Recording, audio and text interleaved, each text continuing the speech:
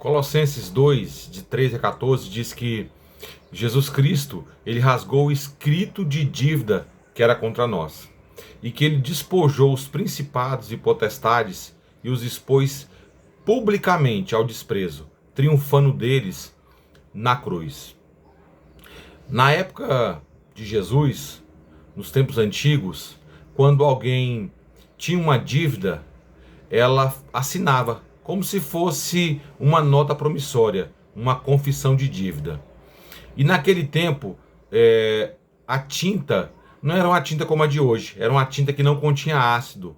Então essa tinta não conseguia penetrar nos materiais usados para escrever.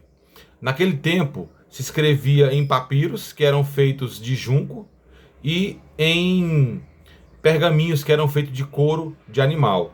Quando se escrevia, aquela tinta podia ser apagada, sem deixar vestígios. Era só pegar uma pequena esponja molhada e passar sobre o papel. Então, esse texto está dizendo que a crucificação e a ressurreição de Cristo, ela trouxe um ato de apagar tudo aquilo que era contrário a nós. E também na Idade Antiga, nos tempos antigos, quando se tinha uma dívida, pegava o papel onde estava essa dívida, passava a unha e cravava em um poste. Esse escrito de dívida foi cravado na cruz e foi apagado para sempre. Ele foi executado juntamente com Jesus Cristo naquela cruz. E além disso, o texto fala que ele despojou os principados e potestades e os expôs publicamente, triunfando deles na cruz.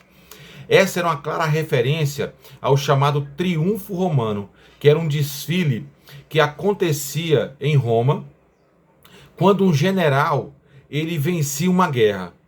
Quando isso acontecia, aquele povo que foi vencido, juntamente com os seus generais e os despojos, eles passavam em um cortejo, passavam em um desfile.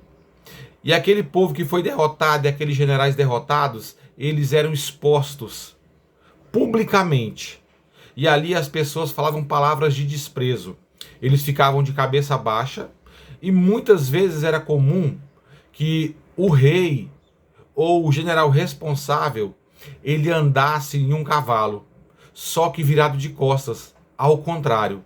Quem visse aquela cena sabia que tratava-se de um rei que havia perdido uma guerra, que tratava-se de um general que havia perdido uma guerra.